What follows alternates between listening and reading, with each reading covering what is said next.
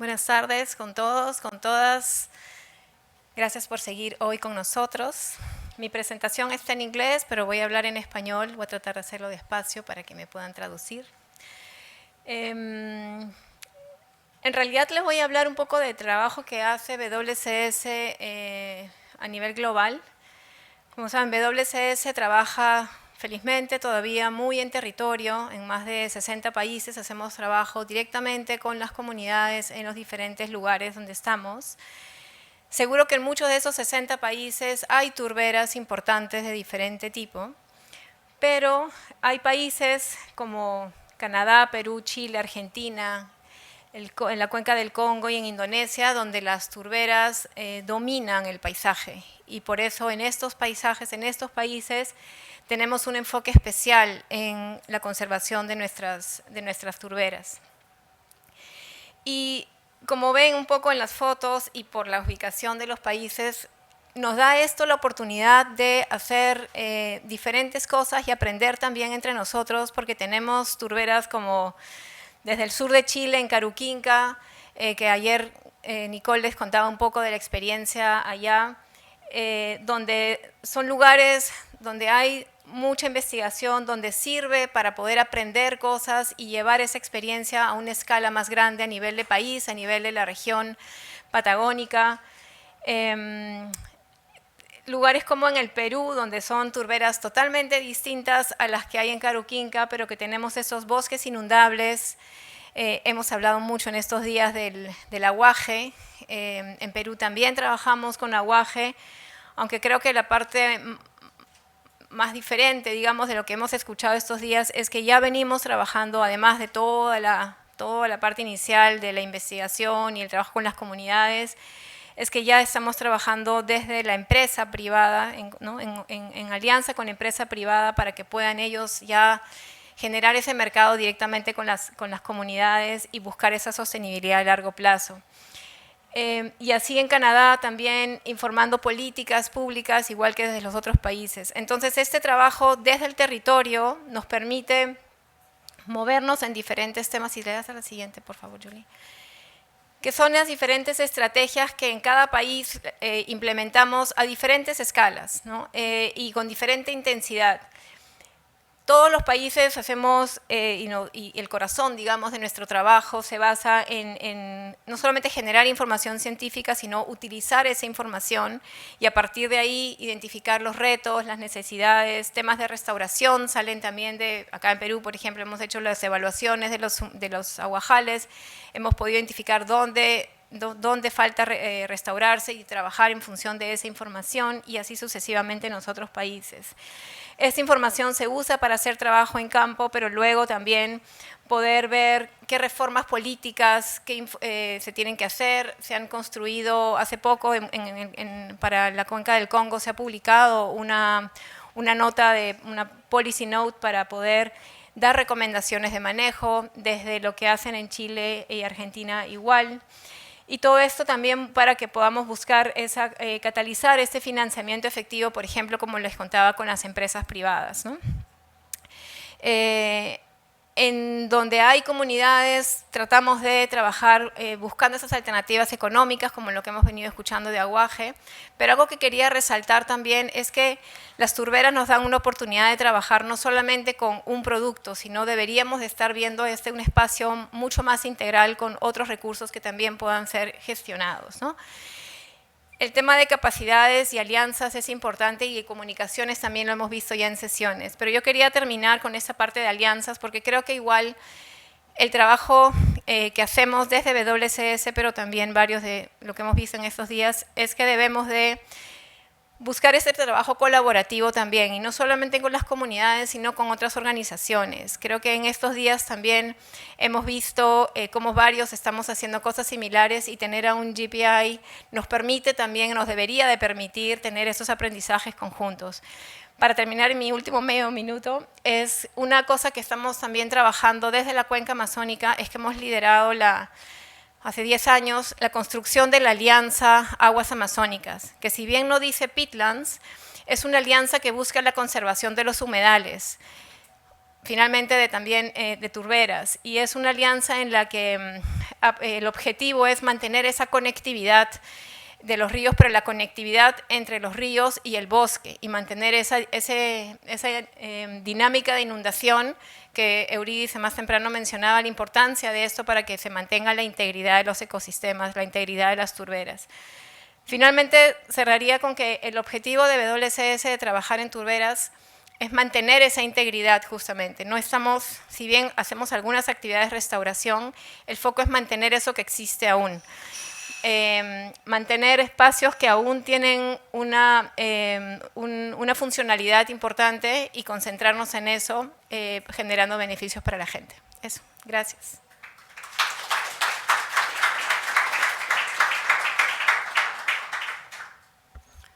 Next up is Astrid.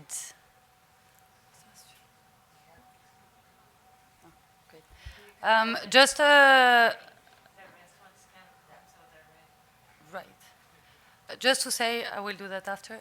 Just to say that you all have 5 minutes in this session, and we need to continue moving quite fast. Sorry for that, but so we're going to be the bad guys. Please. Okay. I'll do that. Okay. Yeah, I'll let you know. Thank you. All right. Hola, ¿qué tal? Buenas tardes con todos.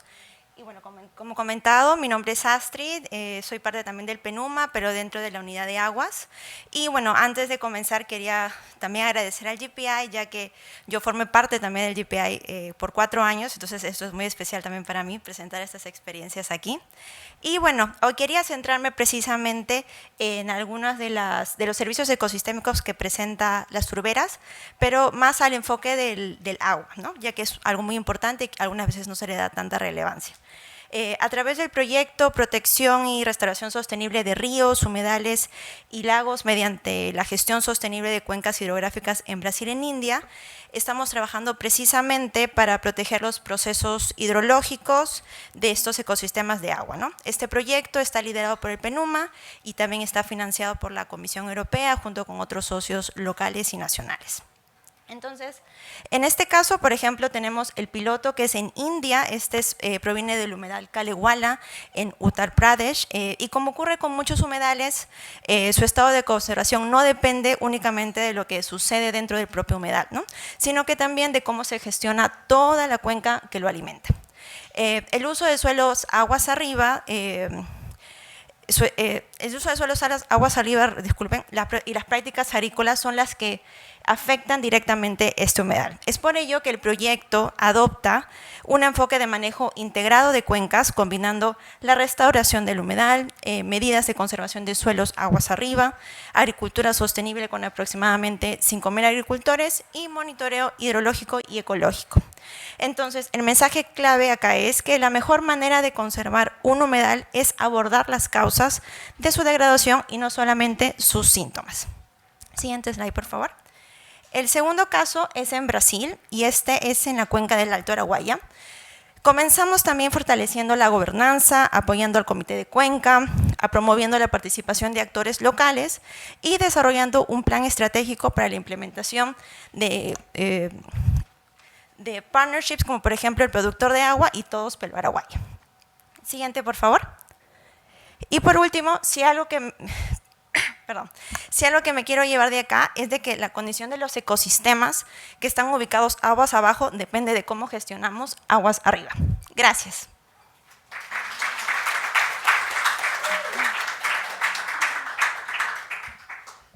Thank you very And she worked with Peru, so congratulations for your work here. Thank you so much, Astrid. Now I'll invite 4 speakers to sit here.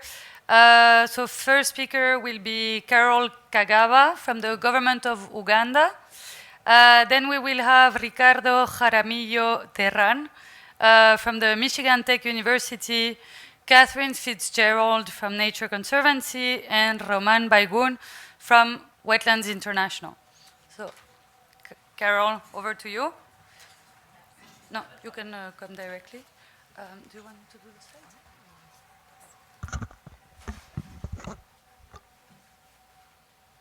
slides? Good afternoon, everyone.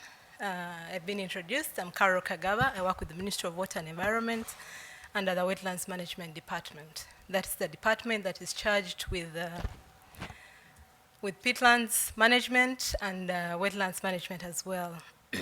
So in the country, we manage our peatlands as part of wetlands, since they're a type of wetlands. Our story, sorry, I missed the memo on the PowerPoint, so I prepared talking notes. Yes, so our journey on peatlands is not a very long one. It spans about 10 years, the proactive journey of peatlands management. But before the 2000s or the mid-2000s, we had a lot of research going on within the academia, both foreign and within Ugandan universities. However, that information remained with academia and researchers and did not get to the policy group of government. So in around 2015, we have a group of researchers from University of Aberdeen that came to do some greenhouse gas emissions. We were barely involved, but at least we got some information and started the discussion. From 2015 onwards, we have more proactive discussion about peatlands, majorly supported by the government of Germany, which we appreciate very much. We had a project under the Nile Basin Initiative, which we call the Diapol CE, and that project supported the mapping of peatlands in the Nile Equatorial Lakes region. So from that mapping process, we got information on our peatlands, and it influenced our inclusion of peatlands in the NDC. The very same project also did a bit of capacity building, both for national staff and the local government staff. But also, importantly, about that project, it started the community of practice, Peatlands Community of Practice. And from that community of practice, we've been able to come up with a definition of peatlands in the country. It's still very vague, based on the information that we have, but at least we have a working definition moving forward. We've had a number of other collaborations. We're working with the University of Exeter, doing research on one of our peatland ecosystems where they've installed an eddy covariance tower, and it's generating timely and quite interesting information. Some of the publications are already out, but at least we believe it's very good for us moving forward. Currently, we have a project which we call the Sustainable Peatland Management for People, Climate, and Biodiversity, funded by the government of Germany and a collaboration with FAO, MSF, and GIZ. This project is looking at the sustainable management of peatlands, basically looking at the technical as well as the financial management. So far, they've supported some of the young scientists to develop a low-cost chamber for greenhouse gas measurements. So at least we are beginning to do a bit of research in terms of our greenhouse gases using that low-cost chamber that was developed in Germany. But most importantly, from that project, we are looking at sustainable value chains. There's been testing of some of the papyrus fiber to make board, to make disposable plates, and we believe there are many other products that can come out of these polyculture processes. Another interesting value chain that we've looked at is making of sanitary pads from papyrus fiber. And it's a group of young Ugandans who are doing that. And we think some of these innovations can be able to generate income that can support peatland conservation. Through all those studies and processes, we've been able to get data, just like I mentioned, to include peatlands in our NDC 2, but also in the NDC 3 that is being updated. We have more information in that. But most importantly, our national development plan for the country has peatlands. So at least we see we are moving forward in a good direction. And we also have a national wetland strategic plan that was launched this year that clearly includes peatlands and how we want to manage them. We've used a number of approaches. I will not delve a lot into them, but most importantly, remote sensing and GIS. Every 5 years, we do map our wetlands, and this information helps us to look at the trends, to look at areas that we can target for restoration, and also it informed the gazettement of our wetlands. We have had a number of challenges. There is encroachment, and encroachment from agriculture. We clearly know there's an issue of food security, there's an issue of livelihoods. So unless we address these things, then we cannot have conservation. Then we also have laws, but they're still weak. We need to see how we strengthen them. But there's an issue of balancing conservation and economic development. As a country that is developing, we think development should take the lead. So we need to balance the two areas. There's limited capacity, both technical and financial, but there's also scanty scientific information in the country. If you look on the web, of course, there are a number of people who have done studies. The information is conflicting. Some are saying peat depth is of 2, others are saying it's over 20. So there's still a lot of unharmonized information that we need to correct and have exact figures that we can talk about. What have we learned in the process? That we need partnerships. We are where we are because of the partnerships we've built over time, and we still need more of those. We need the private sector on board, we need the communities on board, we need governments, we need ministries, all working together to ensure that the peatlands are conserved. The communities, at the end of it all, we're doing all this for our communities. So the people are the heart of the conservation. So we need to think of alternatives that can be supported, that can strengthen the resilience of these communities, so that we are not in a cycle that never ends. So if we are to have sustainability, we need to think of alternatives that work. Then we need to strengthen local capacity. We appreciate that there's a lot of science going on around the world, but for it to be sustainable, we need the local people doing the work, appreciating the science itself. Finally, on the lessons learned, we need the science that speaks to policy. Like I said, there's a lot of science going on, but it was not speaking to the policy. From 2015 onwards, we have the science that speaks to a policy, and then we see policy decisions beginning to happen around peatlands. So we need the science that informs policy. As a country, what are we looking at moving forward? One, we are looking at managing our pristine wetlands. I'm sorry, I'm closing. Yes, we're looking at conserving all our pristine wetlands, but also rewetting or restoring what is degraded. We know we have about 4.1% of our wetlands degraded, so we are thinking of how best we can restore. We're also looking at incorporating peatlands and wetlands in other relevant policies. We're talking of agriculture. How can we speak to agriculture? How can they integrate peatlands? Energy. Energy is looking at energy production. So how can we be speaking about peatlands to them? We need more data. We need to know our carbon stocks. Fine, we know the extent of our peatlands, our wetlands, but we need to go deeper. We need to know our carbon stocks. Finally, we need to look at polyculture options that work. Sustainable value chains are very important if we are to generate income that supports communities. Thank you.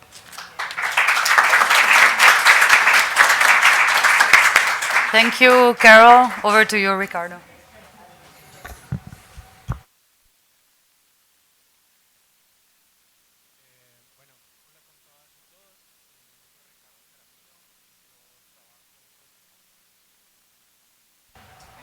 Ahí, ¿sí? Ya.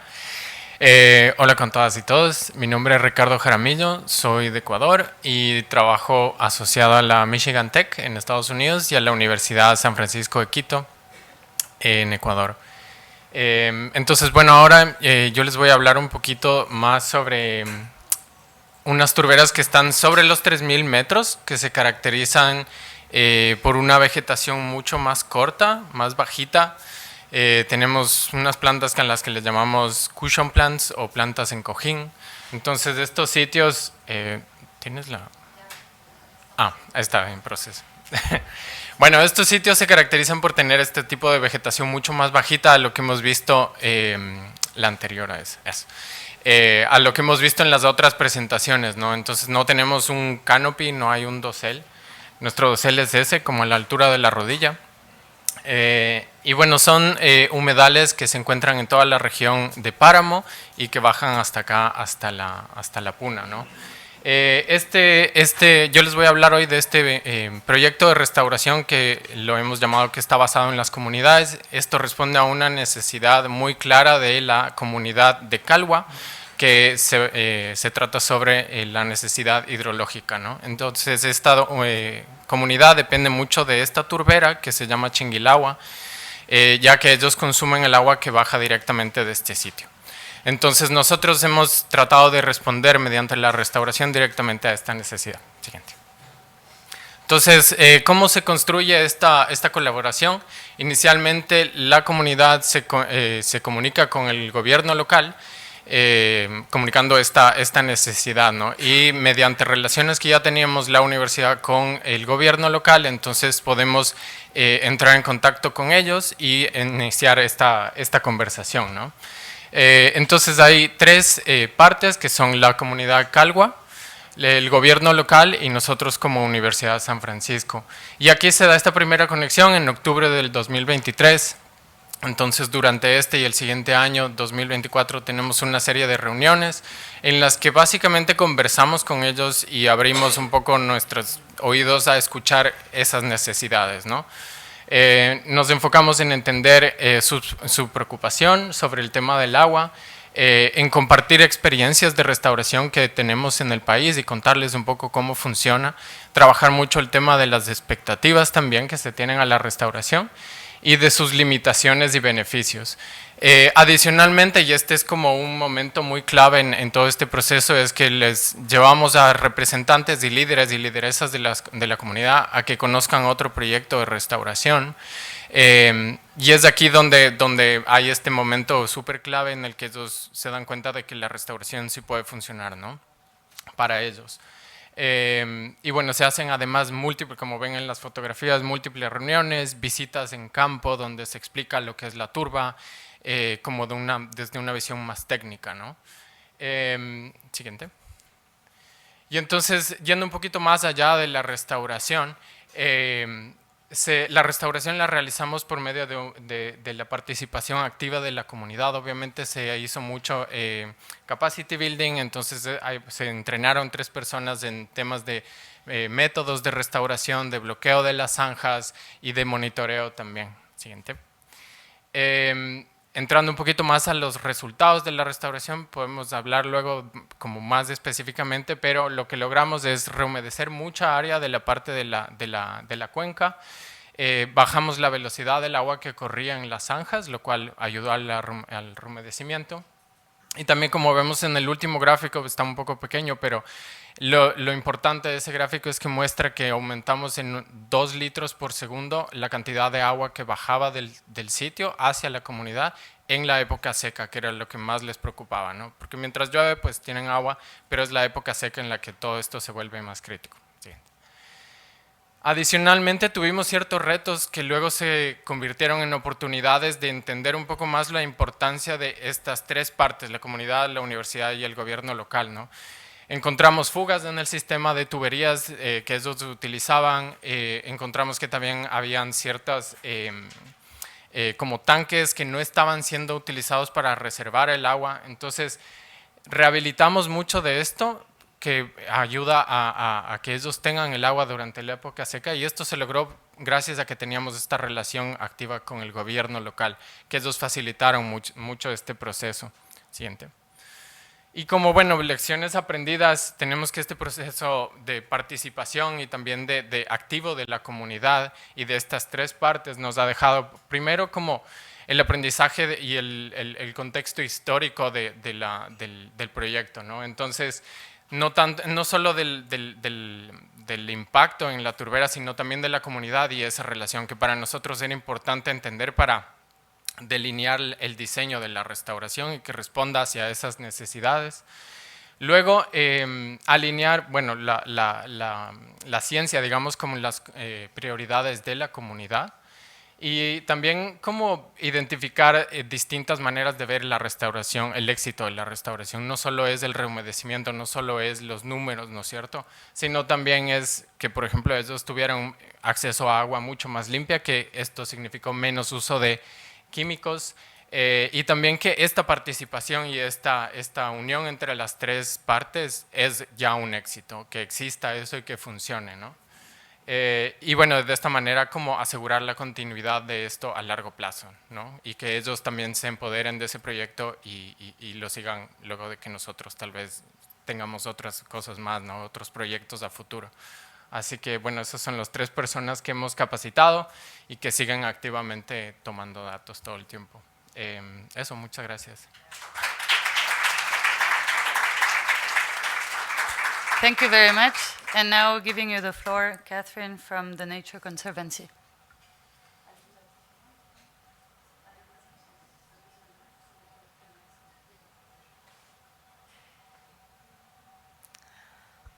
Hi, everyone. If I haven't met you yet, I'm Catherine Fitzgerald with the Nature Conservancy. And thank you. So I'm going to share a bit about the work that me and my global peatlands team and our peatlands colleagues around the world are doing. Today, you can see that we have this global peat network where we have local to global and peer-to-peer exchanges across peatlands conservation, restoration, and improved management. And today I'm going to highlight a couple of our projects that are focusing on the intersection of peat fires and restoration and livelihoods. So focusing first in Indonesia with our local affiliate Yekan has worked on peatlands projects. So here I want to start with a story about a woman named Tika who lives in Malikian village in West Kalimantan. And just a couple of years ago, her village was frequently experiencing peat fires, resulting in the health hazards, school closures, crop failures. But now her village is a fire-free village. That includes fire care community groups that work together with the fire brigades, the Manglaani, and they implement no-burn agriculture on rewetted peatlands. And so this has allowed Tika, the woman here in the middle, to start her own business based on pineapples that would have been discarded otherwise, turning that into pineapple syrup, jams, and candy that is all halal certified. And how that's been able to happen is with the rewetting. The canal blocks have raised the water table and have allowed the villagers to harvest crops year-round. So it used to be just during the rainy season, but now they can plant and harvest every day of the year. And they're able to have a pretty diverse set of crops that maybe wouldn't normally be grown on peatlands, like pineapples, ginger, which is quite lucrative, tomatoes, watermelon, peppers, because they use this raised bed system where the crops can survive high water tables and floods. And there are now 4 fire-free villages, and so they have these village-to-village learning exchanges. And for this canal blocking part of it, we had a recent study published showing the effectiveness of different types of canal blocks isn't necessarily the same. So the ones that work the best are concrete, not wood. They work best if they're overlapping, given their kind of 250-meter radius of influence. So this also has a strong economic case for return on investment of over 100% within 10 years. And with pairing this with the peat-friendly agricultural management can have this be a win-win in terms of implementing hydrology management for fire prevention. So all of these things work together in terms of the fire brigades, greenhouse gas measurement improvements, reducing uncertainty. They actually did a field experiment earlier this month, actually measuring emissions before, during, and after burning peatland, controlled burn. And all of this is underpinned with community livelihoods being the thing that holds all of this together. Another 2 quick examples in other geographies. My colleague did a study on Angola's emissions around fires, and Starting with the threat analysis, identified fire as the main threat to the peatlands in the Angola Highland Water Tower, which is a critical source watershed for many other African river basins. And we also did a socioeconomic analysis, finding that fire is really a livelihood strategy. So similar to the above, or to the Indonesia example, if fire is a livelihood strategy, then the solution needs to be oriented around livelihoods as well. So in this case, fire is used for hunting, driving out the animals, and also land clearing for agriculture. And so this study found that if you burn the same area but shift from later season in October to just 1 month earlier in September, you can significantly reduce the emissions. And then in Alaska, we're still in the process of looking at what are the emissions from peat fires, but just a few highlights here. Peatlands cover over 7% of Alaska's land surface. About a quarter of Alaska's fires burn on peat, but over 70% of the emissions from below ground soil carbon come, 70% of those come from below ground soil carbon. A few different conservation steps that can be similar actually to what we see in Indonesia in terms of early action fire suppression, mapping risk, assessing rewetting and conservation opportunities, co-creation of those project designs, and linking it with the human health impacts. So in conclusion, reducing peat fire can both result from and reinforce the success of the other pathways of conservation, restoration, and improved management. And we know we need to keep peatlands wet. How we do that matters. And we have to solve fire to solve peatlands. And this can help us ultimately achieve our vision of people and peatlands thriving together. Thank you.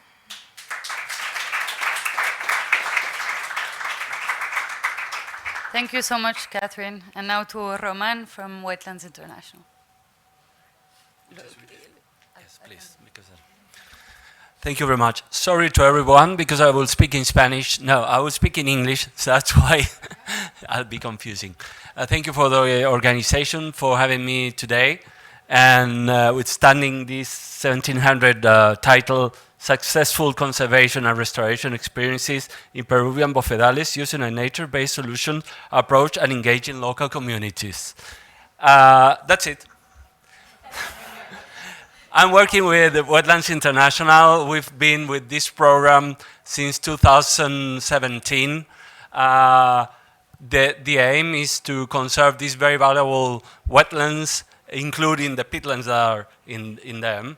And these wetlands are also very important for the communities, not only for the biodiversity point of view, but the thriving communities that live beyond that. And I'd like to correct, this is not done by Roman Bayun, but Alan Chamorro and Jorge Bonet and a big team that works with us there. Please, the next one. Okay, and I will say nothing new to you today. This is just one more example on how to work with communities. I think this is all common sense. We are working at very near here, 7 hours from here, 250 kilometers, but 4,000 meters above the sea level in Junin Lake, which is also a Ramsar site. It's 53,000 hectares, but let's say 30% it's peatlands. And there are people from the Quechua origin, has been living there forever. And now, in the last decades, they have mining pollution from the main mining area of Peru since the colonizers came, overgrazing because there's a huge pressure that we impose in the market, drainage to supposedly fill the lake, Chinchaycocha Lake, to produce energy for the mining companies. And I see many nodding heads because there are experts here, so I'm so ashamed. The champeo, which is taking the peat for burning, for heating, because as you see, there are no trees here. They even burn the dung of the cattle, and also fire for more tender grass for the animals. And in Marcapomacocha, which is a system of lakes and lagoons, not far from here either, there we've got few people, 1,000 persons, but now we've got a new problem, which is deriving the water from the Atlantic basin to the Pacific basin to have water that we are drinking here today. 30% of Lima's drinking water comes from that system. And there, of course, we've got our grazing pressure and drainage to have supposedly better production for the animals. The next one, please. I'll be short. Yeah. Okay, we've been working for many years. We've got 4,000 more hectares under improved livestock grazing management that involves rotation, that involves being careful of the flowering season, the relationship between the animals, the number of animals, and the carrying capacity. Of course, everything is obvious, yeah? And we implement restoration actions directly, like small dams or weirs to increase the level and retain the water. But the important thing is that we respect the way the communities join and the meetings at the times when they want to decide what to do. We do not impose anything at these communities. And I think that's the only message I would like to bring here. We have seen that there are very needy people, structural poverty all around this area. That's why I was so hard on that yesterday. That makes them take sometimes the wrong decisions, and they have to recover the traditional behavior of their ancestors, because they did thrive before, as we heard in the other presentations. So with manuals for better practices, with meetings, trainings, we are changing the reality of these people, so new communities are calling us to go on working. And that's why we think that we need to, with this initiative for the whole Puna region, eco-region, to go on reducing the carbon emissions and conserving biodiversity and promoting the community well-being with the many endemic species that we've got in the area, such as the Junin grebe, the Junin frog, the Junin rail, okay? It's not just by chance. And we've got David Valderrama here, who's with a new project, the Clima Chinchaycocha, which is focused on the carbon content of the peats. So this will continue in the area. And the next one to finish. Before I say thank you, that cow, wait. That cow over there, maybe the sister, I don't know, is owned by a lady. This lady has been working with us since 2017, and she came with a smile because she had 4 cows now in a place where she could only have maybe a couple of thin sheep. And she gave us cheese made with this, the milk of these cows. I want you to just picture her smile and the proud of this lady and take away that with you. I'm a grown-up old guy, but I want to cry because I was so happy to see that. And I hope everybody can take that away with you. Thank you.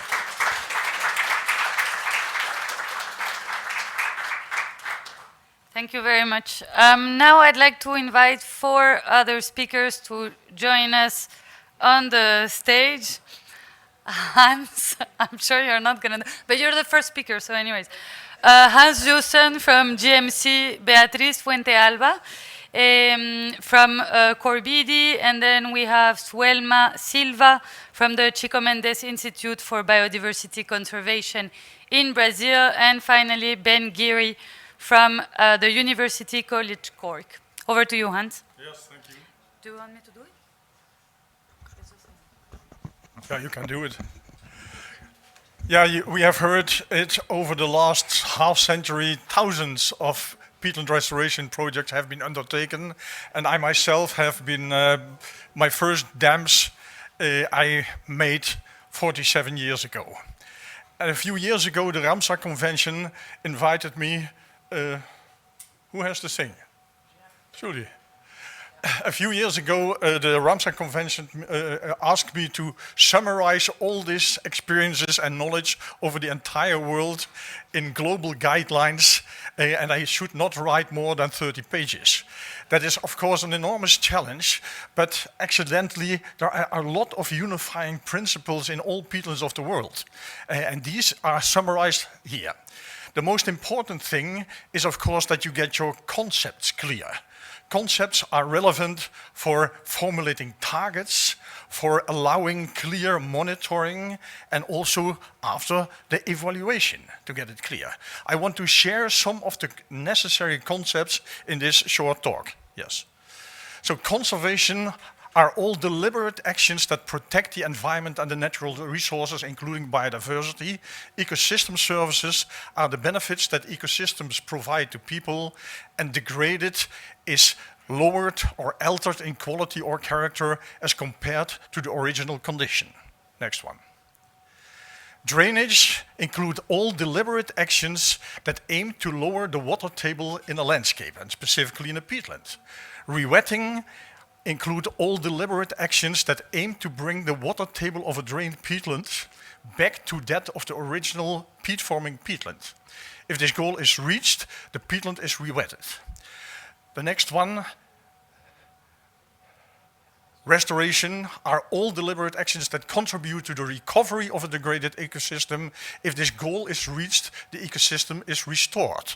Regeneration includes all spontaneous processes leading to the recovery of a degraded peatland. And recovery is the arrival at the former, better state or condition of an ecosystem.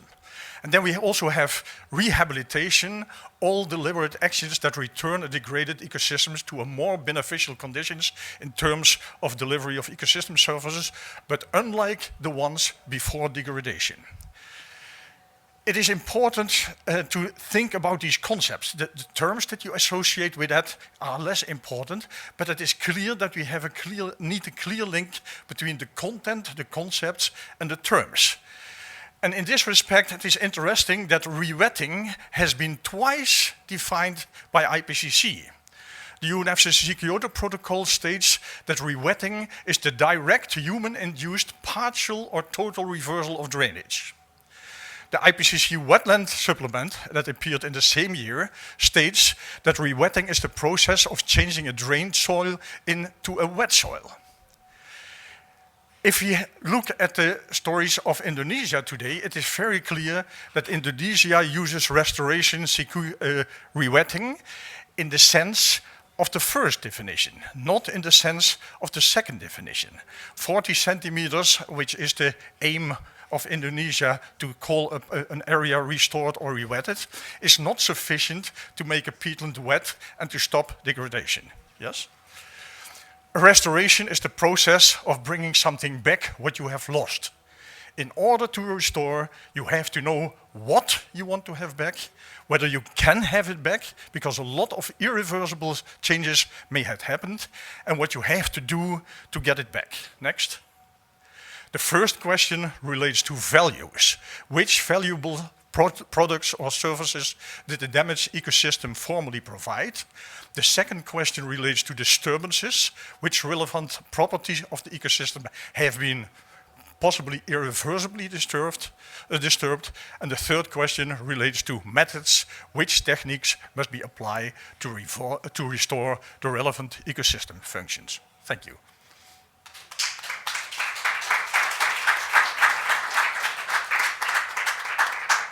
Thank you very much, Hans. As Beatriz comes to the stage, also please Michinori Yoshino, already come on stage, that would be great. Buenas tardes, estoy en problemas, ahora estoy pensando si hice rehabilitación, restauración, recuperación. Todavía no había salido el suplemento de Hans, afortunadamente. Vengo representando a Corvidi, pero voy a presentar una experiencia que trabajamos con una ONG que se llama el Instituto de Montaña, en colaboración con la Universidad Tecnológica de Michigan, con Rod Chibner, y con financiamiento del US Forest Service. Esto fue en el Parque Nacional Huascarán, que es un parque nacional protegido. Ahí tienen un mapa del Perú en la esquinita para que vean es la parte de Sierra Norte. Esto nuevamente son humedales altoandinos. En Perú tenemos la fortuna que las comunidades le han puesto el nombre a este ecosistema. Por eso escuchan que hablamos de bofedales. Bofedales fue un término local que la comunidad científica le ha tenido que dar un significado, entonces tenemos muchas complicaciones porque no todos los bofedales son turberas, no todas las turberas son bofedales, todos ellos son humedales, pero eso en realidad a la comunidad no le importa. Estos espacios húmedos dentro de sus comunidades son bofedales. En este caso es un estudio piloto en una escala muy pequeña porque en general la restauración en este tipo de ecosistemas en el Perú se ha hecho empíricamente. Se hacen muchas experiencias, Román nos ha mostrado una de ellas de la mano de las comunidades porque las comunidades necesitan recuperar estos espacios que son fundamentales para la ganadería, sea de vacunos o sea de alpacas, y desde la ciencia estamos yendo un poquito atrás. Y lamentablemente la mayoría de estas experiencias no tienen un monitoreo. Entonces, frente a eso, el Instituto de Montaña, con este equipo, planteó este estudio piloto. Teníamos 2 sitios, ahí están los nombres. En el caso del sitio número 1, el principal impacto era sobre pastoreo. No es una turbera muy profunda, es bastante superficial la cantidad de turba que había, pero pueden ver cómo la vegetación de cojín está altamente fragmentada, y eso es por el continuo paso de vacunos en esa zona. Y en el otro caso teníamos la construcción de zanjas de drenaje porque las vacas son muy grandes y en estos lugares que son pantanosos se quedan atrapadas y la gente de la comunidad no puede sacarlos. Entonces, una vez que un animal de 400 kilos queda empantanado, no hay forma de sacarlo y pasan ahí cosas terribles. Entonces, drenan estos lugares para que los animales puedan entrar de manera segura a lugares donde todavía tienen forraje. Siguiente, por favor. En el primer caso, en el caso de Ulta, ahí tienen una imagen, se dan cuenta, los vacunos pueden llegar, yo los he visto a 4.800 metros, hay gente que cree que no, pero llegan a esos territorios y en realidad escalan casi como una cabra, los encuentras en cualquier sitio. Entonces ahí pueden ver la cercanía del glaciar, ahí están nuestros pequeños cercos, eran cercos de 3×3, 4 exclusiones para el ganado y se hicieron una serie de evaluaciones dentro y fuera de cada exclusión, tomando en cuenta el nivel freático, la cobertura de vegetación y se midieron flujos de carbono. Entonces ahí pueden ver unas fotos de cómo se fue recuperando la vegetación dentro del excluidor comparado con afuera. Siguiente. Y en nuestro segundo sitio el objetivo principal fue recuperar el nivel freático en este lugar donde había una zanja de drenaje. Este lugar unos 4 años antes de nuestra intervención había dejado de ser usado por el ganado. Entonces nos centramos en esos canales de drenaje y pueden ver el esquema que preparó Rodney, donde teníamos que poner estos diches, ¿no? Y ahí tienen una foto de después de implementado estos diches para frenar un poco el agua y rehumedecer los alrededores. Entonces ahí hay una gráfica donde pueden ver en rojo el mes en el cual se implementó la práctica y cómo la línea que es verde, que es el área cercana a donde generamos estos diques, cómo se recupera el nivel freático. El fondo gris nos muestra la época de lluvias, entonces durante la época de lluvias se recupera el nivel, pero en la época de seca todavía teníamos algunos problemas para recuperar ese nivel. Aquí se hizo un seguimiento, aunque el diseño es un poquito diferente, de los mismos aspectos: agua, vegetación y flujos de carbono. Siguiente. Entonces, como el tiempo es cortito, nada más les quiero comunicar de manera súper general cuáles son los aprendizajes que tuvimos a través de este proceso. Lo primero que tenemos, y hay una publicación de una estudiante de Rodney, Ana María Planas, donde estamos varios autores, donde pueden ver los detalles de flujos de carbono y recuperación del nivel freático. Y lo que hemos aprendido es que, y el día de hoy nos lo han mostrado nuevamente, cuando se recupera el nivel del agua, se reduce muchísimo las emisiones de CO2 y de metano. Sin embargo, la vegetación no acompaña esa recuperación. La vegetación en estos espacios es mucho más lenta en respuesta y lo que nos pasó a nosotros es que nos hemos quedado... Lo que hemos aprendido es que el análisis de vegetación tiene que tener un enfoque mucho más funcional y no podemos hablar de la cobertura vegetal en general. Entonces, las gramíneas son mucho más sensibles y se recuperan rápidamente, pero la vegetación típica que forma la turba se demora mucho más. Finalmente, básicamente el mensaje de fondo es que los flujos de carbono asociados a el agua tienen una rápida respuesta, pero todavía nos está costando alinear eso con el tipo de vegetación que se recupera. Y ya estoy fuera de tiempo, muchas gracias.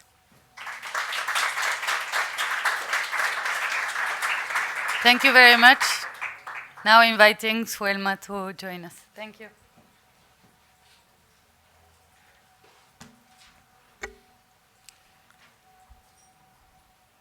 Sí, buenas tardes a todos. É um prazer compartilhar com vocês alguns de los avanços, portunhol, tá? Avanços que o Brasil ha logrado em o conhecimento, a conservação e o manejo das tubeiras. Por favor. Nós temos uma imagem de uma tubeira bastante famosa em Brasil, que é dentro de um parque nacional da Chapada de Veadeiras, que se queda no Brasil Central. E me gostaria começar apresentando uma visão general da distribuição destes ecossistemas no país. Aunque a Amazônia concentra mais de 65% das tubeiras brasileiras, também estão presentes no Bosque Atlântico, no Cerrado, no Pampa, que é uma vegetação em sul do Brasil, e tubeiras, e também temos as tubeiras montanhosas. Então, Brasil é muito grande, são muitas tubeiras distribuídas ao longo do nosso território. Ademais, as tubeiras não se encontram unicamente como ecossistemas aislados. Também formam parte de outros umidales, como veredas, campinaranas, igapó, as próprias manglares também podemos encontrar, e demonstrando uma grande diversidade ecológica das tubeiras brasileiras. Esse conhecimento inicial é o resultado de um importante esforço científico realizado nos últimos anos e que irá permitir ampliar o inventário e o mapeio desses ecossistemas. Um mapeio que ainda está sendo desenvolvido. Pero conhecer onde estão as tubeiras em Brasil foi só o primeiro passo. O seguinte desafio foi organizar esse conhecimento para apoiar ações de conservação e manejo, que é a nossa principal ação no Brasil agora. Nesse contexto, por favor, dos principais avanços foi o desenvolvimento de uma classificação específica para as tubeiras brasileiras, integrada ao Sistema Nacional de Classificação de Áreas Umidales. E essa classificação representa uma base científica sólida para orientar os inventários, o mapeio, o monitoreio, a restauração e a definição de estratégias de conservação adaptadas aos diferentes tipos, né, de tubeiras presentes em Brasil. Ademais, põem, e é muito importante, de manifesto a grande diversidade destes ecossistemas, desde as extensas tubeiras costeiras, tubeiras no Brasil Central, que nós outros conhecemos como as veredas, fluviais e de montanha, cada um com características ecológicas e desafios de manejo particulares. Então, com essa base científica mais consolidada, o seguinte passo é transformar o conhecimento em ações de conservação e manejo. Então, se nos últimos anos o Brasil ha avançado de maneira consistente na construção de uma renda nacional para a conservação das tuveiras. Entre os principais avanços destacam o fortalecimento da investigação científica, temos algumas publicações que foram publicadas, estão em português, pela elaboração também de estratégia para conservação e manejo no Policy Brief, e mais recentemente a aprovação pelo Comitê Nacional de Zonas Úmidas, em Brasil, pela recomendação para o governo brasileiro, pela adesão do Brasil ao Peatland Breakthrough. Então, como próximos passos, nossas prioridades são, por favor, fortalecer a cooperação internacional e aqui nós estamos trabalhando para essa cooperação, e essas prioridades serão parte de um plano de ação para as tubeiras, então ampliação de monitoreio de largo prazo, restauração de tubeiras degradadas, fortalecer a cooperação internacional. E tudo isso para ser consolidado dentro de um plano de ação para as tubeiras que nós outros estamos organizando em novembro de 2026 e que vocês são invitados a participar. E também esse plano de ação tem que refletir a importância da biodiversidade, das tuveiras para a conservação da biodiversidade, que é uma prioridade do Brasil, e para a mitigação do câmbio climático e restauração. E, por fim, creemos que o Brasil está, sim, conta hoje, por favor, com uma base científica institucional interessante, consolidada, para avançar nessa direção, nessa renda, e esperamos fortalecer aún mais a cooperação internacional para enfrentar esse desafio comum que é proteger as tubeiras brasileiras. E gostaria de deixar aqui para o GPI, um livro que nós outros publicamos sobre um tipo de áreas úmidas do Brasil Central que tem muitas tubeiras.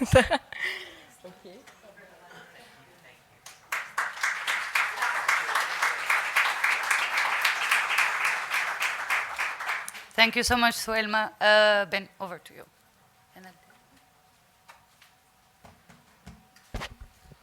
Good afternoon, everybody. Can you hear me?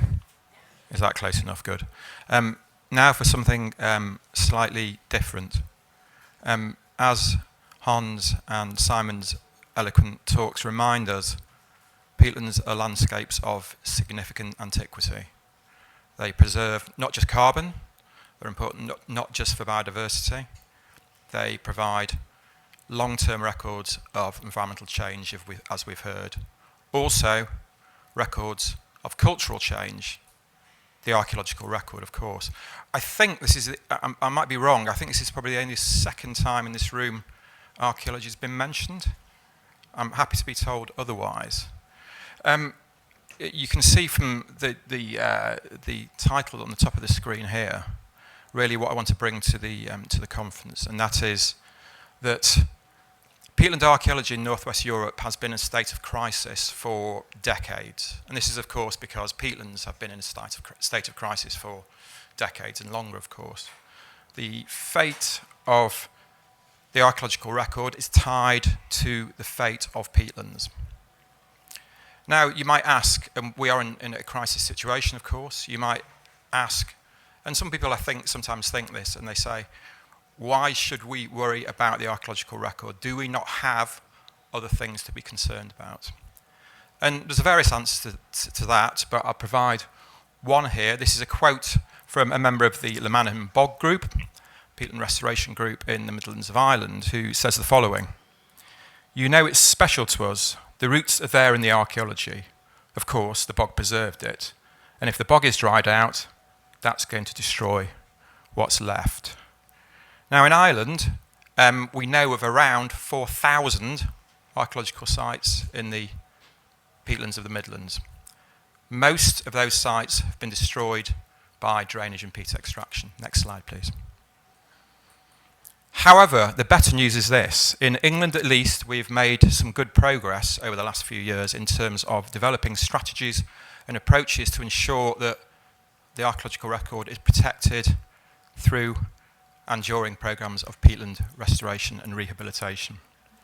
You can see there's Peatlands, the Historic Environment Guidance for Carrying Out Peat Restoration, and that is a document that was a result of collaboration between academia, Historic England, Natural England, and the support of the IUCN Peatland Programme. And great wisdom, going back about 14 or 15 years now, who included the historic environment within their peatland reviews. Next slide, please. So really, these are the messages I want to bring to the conference. The first is the fact that the peatland archaeological record is a finite resource. It is non-renewable. Once it's lost, it's lost. It's a key component of identity in many countries. Also, what else does cultural heritage bring for us? It brings opportunities for education and communication, as we heard yesterday from Repeat as well. We've collaborated with various artists and artistic organisations, including the Glucksman Gallery in Cork, on programmes of, on programmes of education based around contemporary Irish art and artistic engagement programmes. In fact, you can see here this fantastic drawing by one of the school children who passed through one of these classes. This bog is over 12,000 years old. I'm off to the bog. That is Bogman, in fact. There's a whole series that were drawn of this. Bogman goes around telling people about the importance of peatlands. And in a country like Ireland, where peat cutting is also, as I think came up in one of the groups yesterday, is a component of intangible cultural heritage, this is key that we reach the younger generations to inform them and educate them in the importance of peatland restoration. There's another wonderful clay figurine. I think that's someone sinking into the bog, or getting stuck in the bog. I think that's something we're all very familiar with.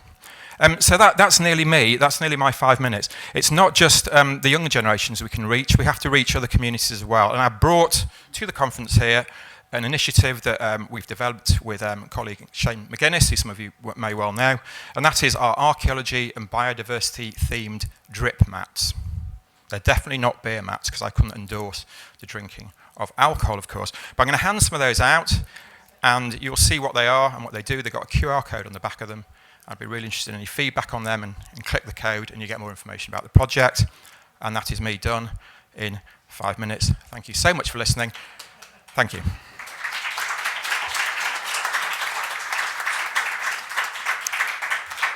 Beautiful. I see 4 minutes 59. Right on. So now I'll invite Michinori Yoshino from the Nippon Koi Lak. Sí, perfecto. Bien, bien pronunciado. ¿Quiere que lo haga? Ajá. ¿Sí? Yo soy último. No. Entonces, 2 minutos atrasados, ¿no? Entonces voy a hablar un poco rápido. Ok, mucho gusto. Mi nombre es Yoshino. Soy experto de un proyecto de conservación de humedales, ¿no?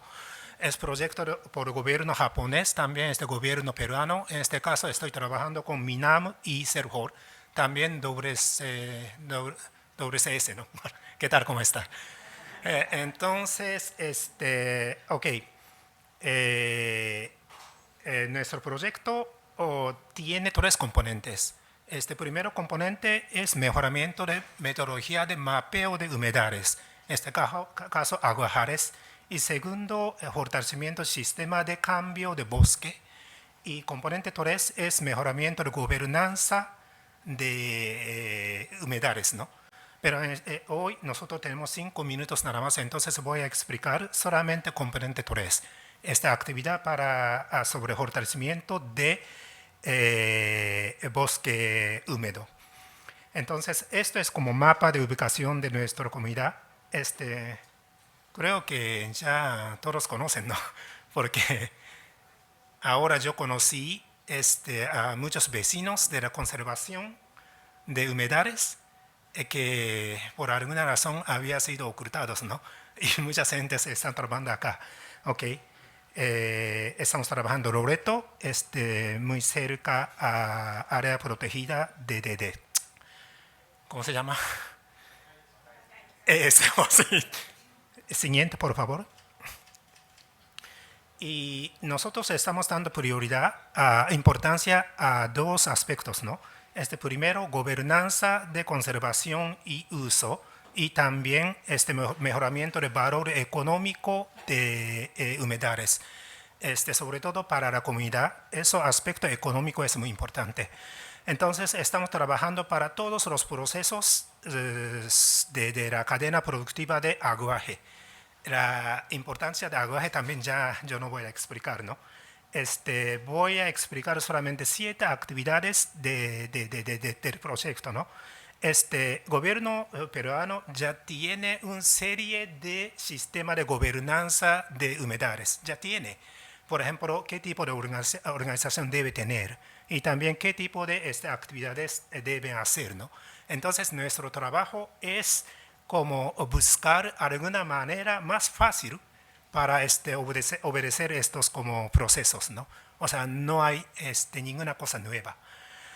Primero, actividad 1 es como, en español está malo, pero es una actividad para analizar la situación de comunidad. Por ejemplo, desarrollo de mapa y también preparación de zonificación, esas cosas, ¿no? Y después de zonificación, nosotros hemos preparado como reglamento de cada zonificación. Y actividad 4 es vigilancia de los bosques comunitarios. En este caso, nosotros hemos desarrollado un aplicativo bien sencillo, ¿no? Para facilitar esta actividad también para que puedan compartir información de taras ilegales entre comunidades y gobiernos. O sea, ese aplicativo, una vez que comuneros ingresan datos de tara ilegal, ese dato automáticamente llega al gobierno. El siguiente. Y, entonces,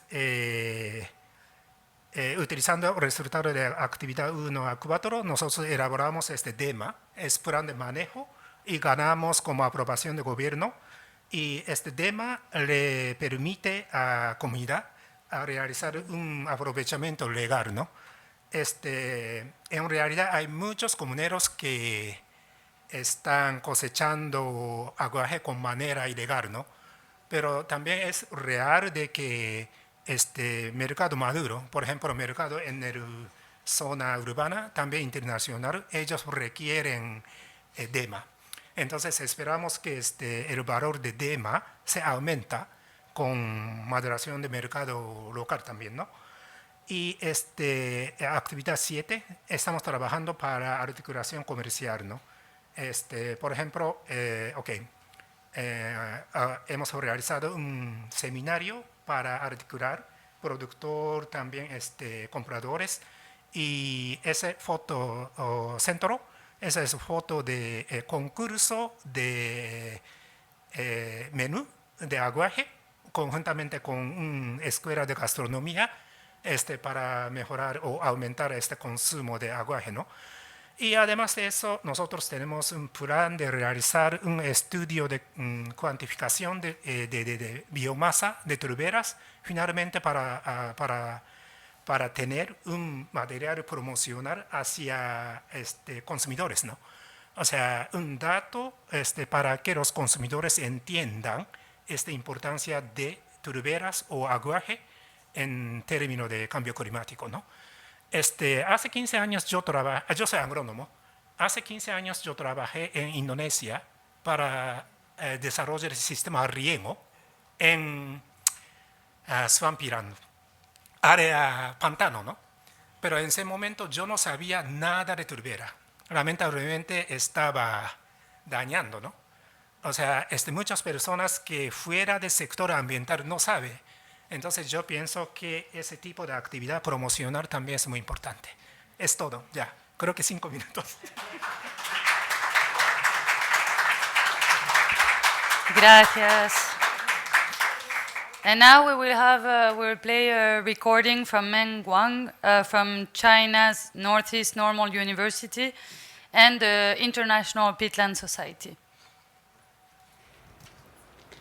Good afternoon, everyone. I'm Professor Meng Wang from Northeast Normal University. I'm also on the board of the International Peatland Society. Today, I'm honored to present our work on the vegetation restoration of degraded fens in northeast China. We all know that natural regeneration is the best approach, as it is time and cost effective, and the restored community are more sustainable. The restoration of the dominant species is crucial for the restoration of peatland functioning, as agricultural reclamation destroyed all native species. Therefore, the first question we are concerned is which species should we select and how we can restore them. In this project, we assessed the natural regeneration potential of fens dominated by Carex schmidti and Carex myrina by evaluating soil seed banks to determine the recovery potential. This site has been growing for rice for over 30 years. We compared the soil seed banks between the two Carex species in natural and reclaimed fens in northeast China. We also tested seed banks germination under moist and flooded conditions. We found that more species germinated in the Carex schmidti fen than in the Carex myrina fen, and also more in degraded sites than in natural sites. We also observed that in both types of Carex fens, moist conditions gave higher species richness and seed density in the seed bank than flooded conditions. So these results can help us decide which species to use and how to manage water levels when we rely on seed banks for restoration. Very interestingly, when we surveyed the soil seed banks along peat depths, we found that right after the surface foreign mineral soil, the peak of seed density appeared at the depths of 10 to 20 centimeters, which suggests that if we remove the topsoil and restored a proper water level, the Carex vegetation may come back. Then we adapt this topsoil removal technique in a few degraded sites. You can see that the site with the topsoil removed performed much better than those sites restored naturally. Here is another successful case of fen restoration just by removing the topsoil layer. It worked quite well after 5 years. Except for seed germination, we have also tried propagule transplantation. We have assessed how different water levels influence the early growth. Water tables were controlled at 5 different levels from below to above the soil surface. We observed different optimal water levels for different Carex species. Then we applied this technique to some heavily degraded fens. This approach also worked quite well. However, a big concern is how to find sustainable sources of propagules. Then we decided to test different sizes of propagules. We divided the tussocks into different sizes, and we found that these small propagules actually showed rapid clonal expansion. The results are very promising for vegetation restoration in heavily degraded fens. Okay, to wrap up, we all know that a 1,000 miles journey is made up of single steps. I hope these restoration works we have done can make the world a better place. With all that, I would like to thank you for your attention.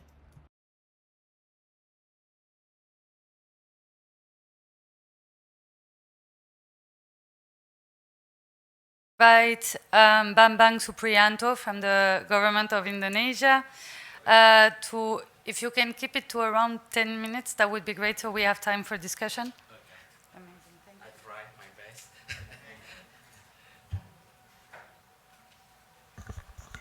Okay, hi everyone. So good afternoon. So I'm going to give a share learning to you about the adoption of the new concept of integrated area development in Indonesia in social forestry in the peatland area to achieve conservation, protection, and also the wise use. It take into consideration, of course, the upstream, downstream integration, and the value of the carbon, and also collaboration among the government, communities, and the private sector. This collaboration is strengthened through key partnership, thanks to the USAID Sustainable Landscape Program, who provide technical and financial support for the peatland restoration and low emission development. However, since 2025, the USAID is terminated because of the political decision from Uncle Trump, of course. But we are lucky because we have a new partner, the Triple GI, the Kibar project, stand off for the landscape investment partnership, support for the integrated landscape planning, capacity building, and also investment facilitation at the district level. This partnership are currently operating for the through a pilot project that are underway. We are in the piloting phase. This is piloting phase. This is not upscaling in the big scale. In two locations, the one is West Kota Waringin Barat. This is a district in central Kalimantan, and Hulu Sungai Utara in the South Kalimantan.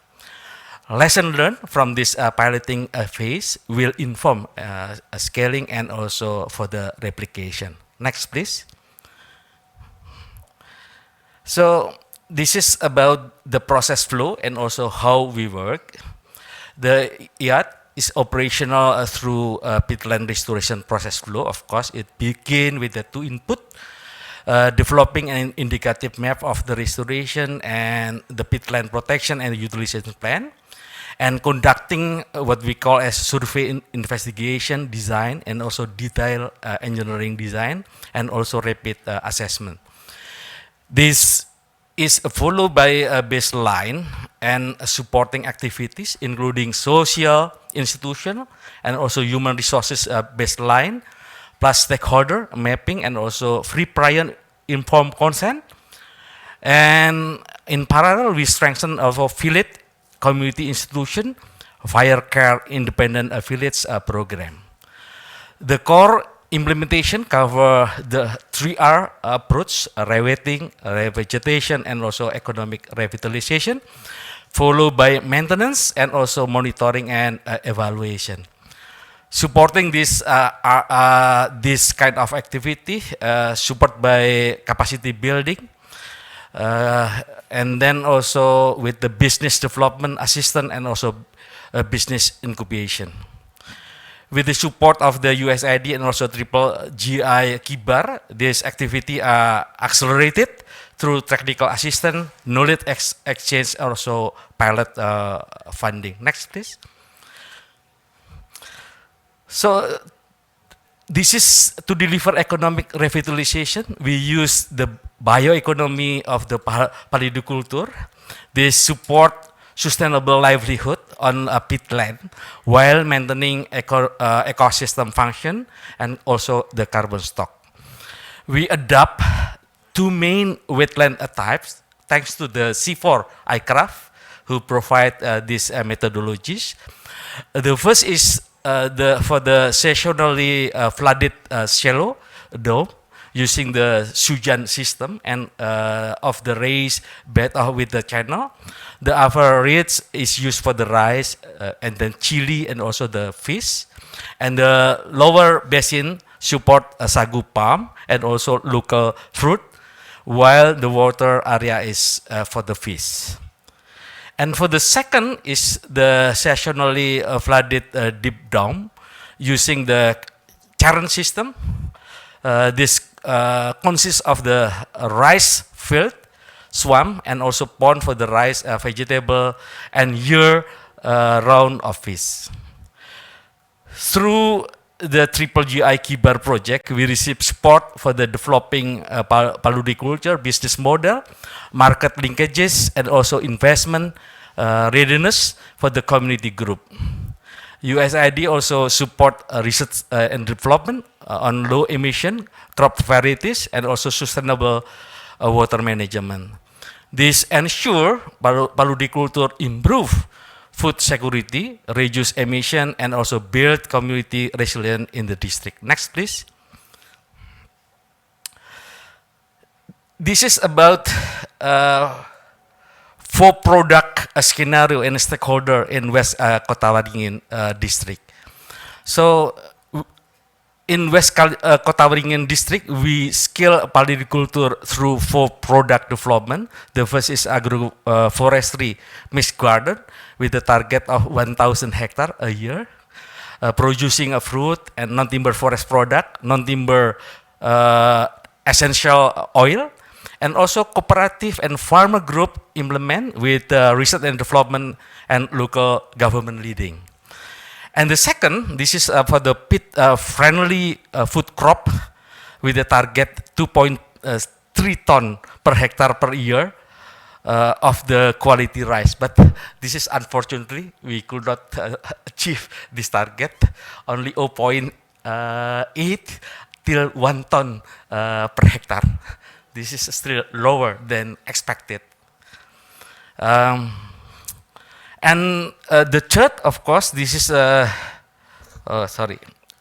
the third, sustainable water management target for the fish and vegetable. And the fourth is non-timber forest product focus on craft. This is purun. This is very important, handicraft from this area, and then can be sold out not only in the province but also another island, especially for the Bali. And this is led by the woman group, of course, in that area. So Triple GI Kibar facilitate a stakeholder platform and investment dialogue across this development cluster. And USAID also provide support for the cooperative strengthening and business incubation. All four scenarios are mapped across the district, linking local government, communities, and the research to scale in economic potential. Next, please. This is about integrated tourism adding a carbon value. This is very important. In our social forestry area, this is look like a conservation island, especially in the Kota Waringin Barat, because this is like island which rich in terms of biodiversity, home of the orangutan. And then we can find so many river in terms of the natural situation. That's why we can make like a networking in terms of the tourism destination with National Park of Tanjung Puting in other area, which enable to promote together with them. Okay. So because of the time, 2 minutes. Okay, next please.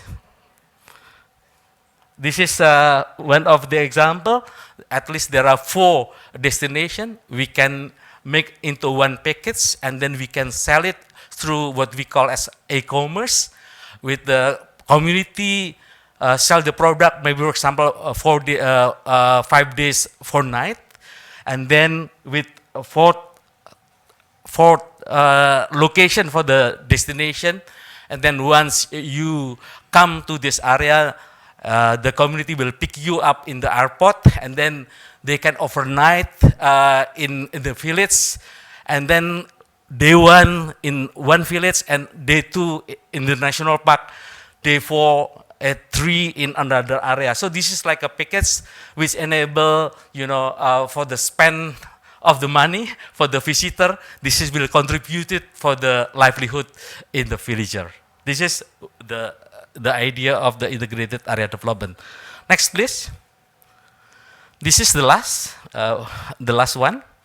This is about to justify our target, we use also data from Kota Waringin district for 2021 to 2024. So based on this explanation, we can say that there is emission from the peatland area.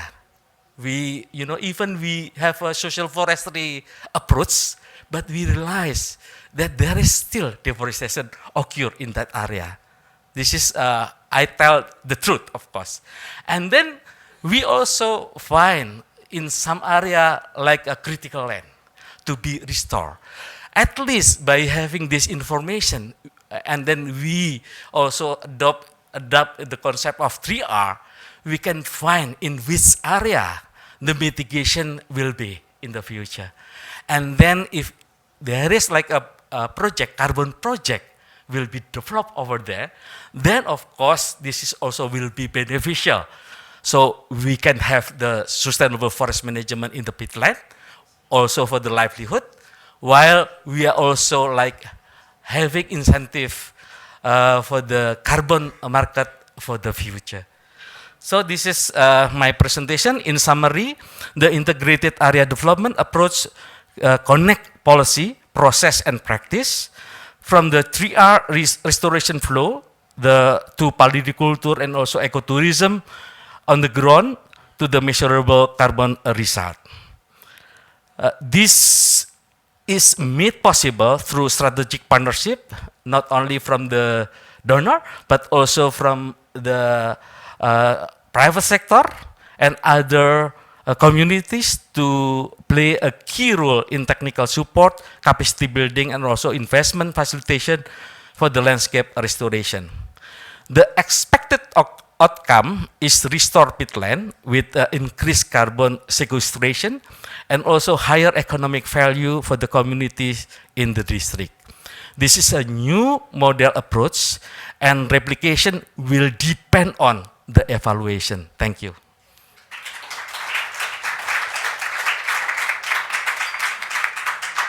Thank you so much, Bambang. Last presentation, I'm inviting Annie-Claude and Somzamo to present.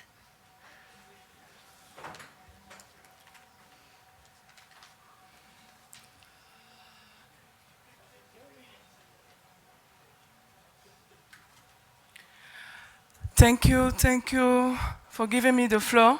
My presentation is in English, so I will speak in French. Thank you. Bon, je vais présenter de manière très ramassée les activités que nous menons en Afrique centrale, notamment en République du Congo et en République démocratique, en lien avec la gestion durable des tourbières. Next. Alors, c'est un projet qui a bénéficié d'un financement de IKI, l'Initiative internationale pour le climat, et qui a bénéficié également d'un environnement favorable. Nous en avons déjà parlé, la création de l'Initiative mondiale pour les tourbières, la production de la première carte des tourbières de la cuvette centrale, la déclaration de Brazzaville et enfin la résolution de l'UNEA. Alors, c'est un projet de 5 ans. Next. Quickly. Donc, notre objectif, l'objectif de ce projet globalement, c'est d'accompagner les deux pays à prendre en compte les tourbières dans leur stratégie de développement. Next. Next. Alors, nous avons un ensemble d'activités que nous menons au niveau national et surtout au niveau local. Des activités en lien avec la mise en place des plateformes de gouvernance pour que la gouvernance soit plus inclusive. Nous avons des activités en lien avec le développement des outils pour faciliter la prise de décision. Nous avons des activités dont a parlé Simon aujourd'hui, c'est-à-dire la production d'une carte des tourbières du paysage. Alors, toutes ces activités-là se font en menant de manière transversale le renforcement des capacités des communautés, le renforcement des capacités des parties prenantes, aussi bien au niveau national qu'au niveau local. Next. Alors, ce projet bénéficie d'un partenariat suffisamment fort. Nous avons au niveau institutionnel les ministères en charge de l'environnement de la RDC de la République du Congo. Nous avons des institutions qui participent à la mise en œuvre. Et ici, dans la salle, nous avons la FAO, qui est un partenaire de mise en œuvre de ce projet. Mais nous avons également l'initiative mondiale sur les tourbières, le GPI, qui va nous accompagner dans les activités de renforcement de capacité, dans les activités de gestion de connaissances, dans les activités de production de politique.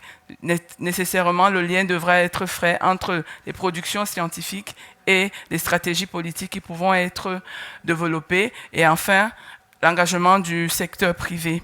Mais ce projet ne peut être next, et ce projet ne peut être durable, ne peut atteindre ses objectifs que s'il prend en compte un certain nombre de points.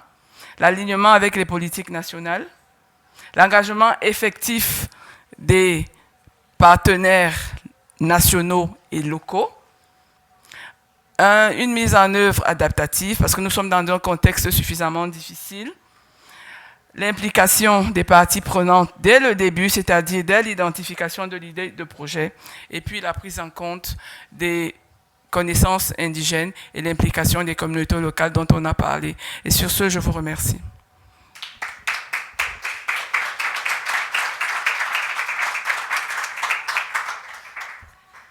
Wow, incredible. We made it on time. And now we even have some time for discussion before we go to sadly, the closing segment of the event.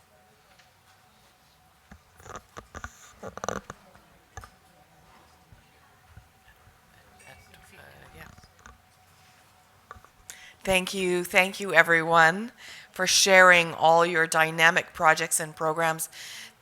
The wealth of knowledge in this room on the practice is just incredible. And so I can see the threads, the common threads, the great lessons, the different approaches, and I can also see a lot of innovation of what else, what next, what's new. And I just want to celebrate the fact that in this very difficult time of reductions and change, you've got this community to rely on, to support.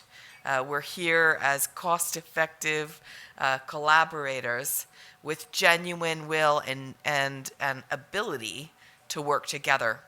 So thank you to all of the incredible practitioners for sharing your work. Let's give a round of applause there. Yeah.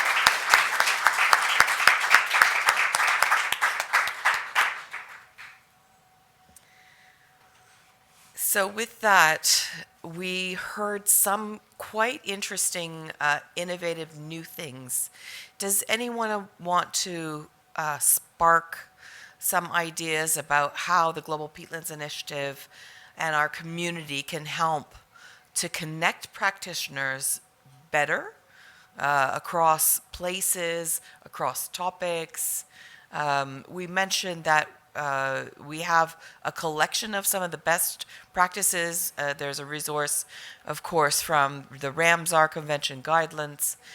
We also have a collection under the UN Decade on Ecosystem Restoration, on peatlands restoration, and we have the collection from FAO and our upcoming collection. But would anyone else like to share a little bit of ideas about how we could maybe work together and have a new collaborative work stream for specifically for this practice area, which is how we're going to accelerate, how we are scaling, how we are seeing pockets. And it was quite interesting as well, if we want to map out all of the work that's happening just in one section of Peru, in one ecosystem, on one type, how many of the partners in this room, or connected to partners in this room, are working on that same space? And how can we get to be working together? So any ideas? Any ideas, anyone? What would you need from the Global Peatlands Initiative for you to be able to do your jobs better, make your practice more effective, scaling, or is it just this platform that you're appreciating?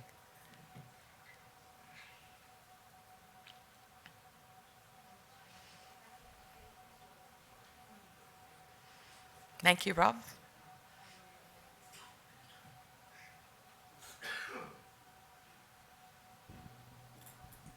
Yeah, I think what's interesting is that all around the world you've got collections of good practice being written down and documented. So you mentioned 4 then just now, but there's other, if we go into the temperate world in the north, we have similar things on websites and so on. But I think they're kind of hidden away, they're a bit sort of grey literature. So I think what GPI could possibly do is a sort of metadatabase of all of those sources of good practice and start collecting that up together so that actually you can just go to one place and then get directed to the sort of geographies and typologies, ecosystems that are relevant to your particular project. Thanks for that. Mm-hmm. Matt?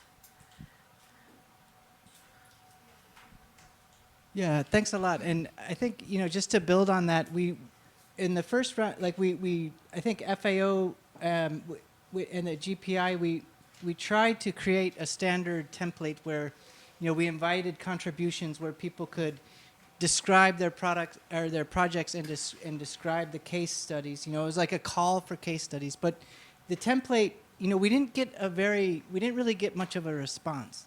And I think maybe it was because the template was too complicated or too much information, or everybody is super busy. It takes a lot of effort.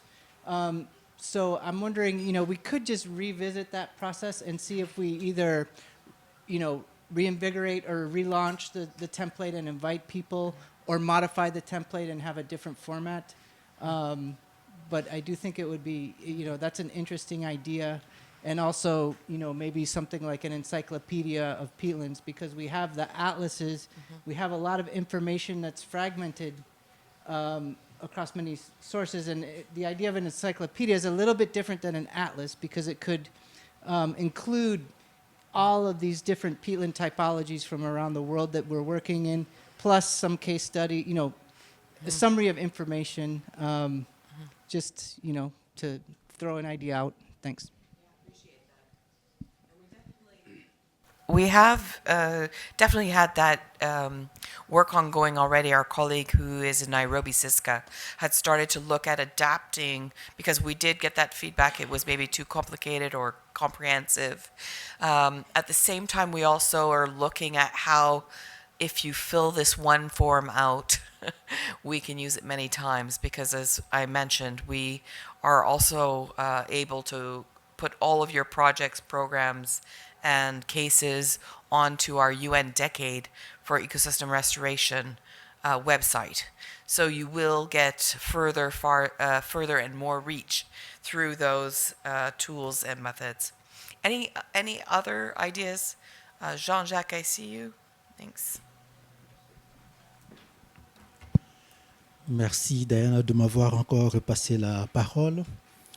Au début, lorsque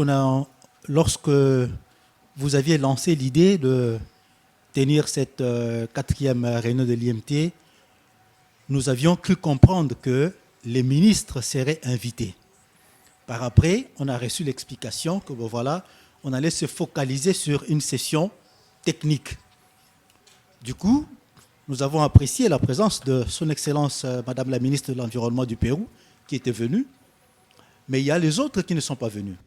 Effectivement, nous, techniciens du Pérou, Indonésie, République du Congo, ainsi que tous les autres pays, nous allons faire un rapport. Mais il serait bon que vous, l'IMT, que vous fassiez une petite lettre expliquant un peu les grandes lignes. Ne leur envoyez pas le rapport parce qu'ils ne vont pas lire. Envoyez tout simplement une petite note, une lettre en une page, où vous dites, bon voilà, on a fait ceci, voilà, voilà, voilà. Parce que nous devons continuer, en fait, à attirer l'attention des décideurs sur les tourbières. Parce que les priorités des pays varient extrêmement. Merci beaucoup.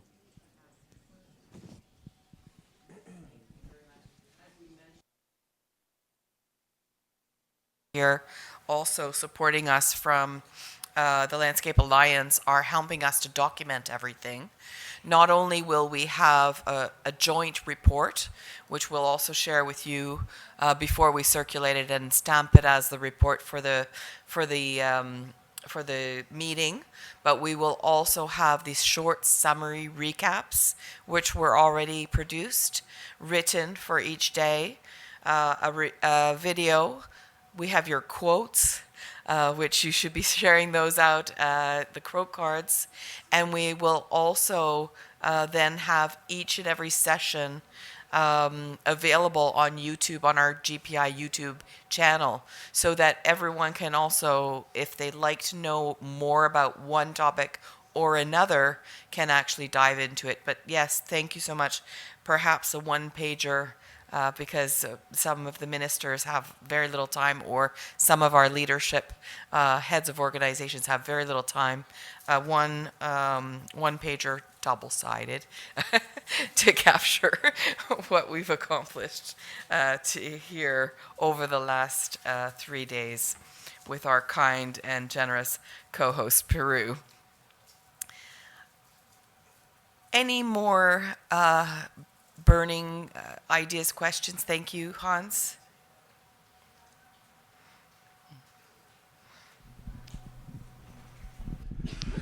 Yes, we have heard here again an entire variety and a big bunch of interesting projects, hopeful projects. As I said, we have meanwhile thousands of projects, and while I was evaluating that for Ramsar Convention, I noticed that actually the somewhat longer term monitoring of these projects and the evaluation also on the longer term of the effects is actually totally missing. In Europe, we have several programs where we have spent billions of euros, and we get reports after the end of projects. They are all hopeful, they are all enthusiastic, but we have no idea what happens on the longer term. And we must learn from these things. So I can imagine that GPI could stimulate that big funders, I look at UE, for example, also includes evaluation programs to really learn on the longer term. We know that a lot of evaluation data are not anymore available, but several things can be reconstructed, and we can only learn when we evaluate on the longer term what has happened and what has been successes and what not. Because we are always in a wave of enthusiasm, etc. Every project comes with its good practice guidance, but it's really good practice on the long term. And these things have to be evaluated, probably for different regions, different peatland type, different targets. Whether you reconstruct biodiversity or polyculture, that are different targets. I think it is necessary to evaluate these things much better, to learn more from all what we have done. Indeed, we definitely have that challenge all the time with programs and projects that end, but they take a long time to start. Indonesia shows their long journey. I wonder if anyone really knows how many resources, manpower, woman power, person power, go into building that incredible story of monitoring. I think it is definitely a long-term investment, and something that I think all of our groups would find valuable. Also, one of the things we did was through the research working group, try to also create some sort of common outcome sets for anyone doing any work on peatlands. I think that although may be interpreted as a pure scientific approach, is actually something very important for practitioners to look at. Maybe we need to also think about how to digest that and transfer that over. So what sort of areas are we going to be looking at for the long-term impact of these projects and programs? And who else can we hand over to next? Sustainability of these projects and programs. It's a responsibility of the partners, because we're working hand in hand with communities that create great expectations. But then this is the what next. One more final response here. ¿Qué tal? ¿Cómo están? Mi nombre es Francisco Medina de INAIGEM. Voy a hablar en castellano porque lo que voy a decir de repente es un poco más complicado. Agradezco el evento, creo que hemos podido ver de nuevo experiencias distintas con recursos humanos, financieros distintos, con resultados distintos de acuerdo al objetivo. Y creo que lo que sale ahí es el reto de no hablar de cuál de estas experiencias es la escalable o la replicable, sino cuáles son las estrategias de éxito que permitiría reducir el tiempo para aquellos que quieren iniciar un proceso de restauración o un proceso de trabajo en turberas y reducir los tiempos. Está claro para los que hemos gestionado proyectos, el trabajar con las comunidades es el primer paso, cómo hacerlo más rápido y no demorar 4 años, 2 años o casi la mitad del proyecto sensibilizando, trabajando con las comunidades, y creo que en estos días se ha visto la experiencia y los métodos y las metodologías que se han dado. El tema de los recursos utilizados o no utilizados por persona o por área, que ya los comentó el anterior comentarista, creo que es importante también porque estamos en un proceso en donde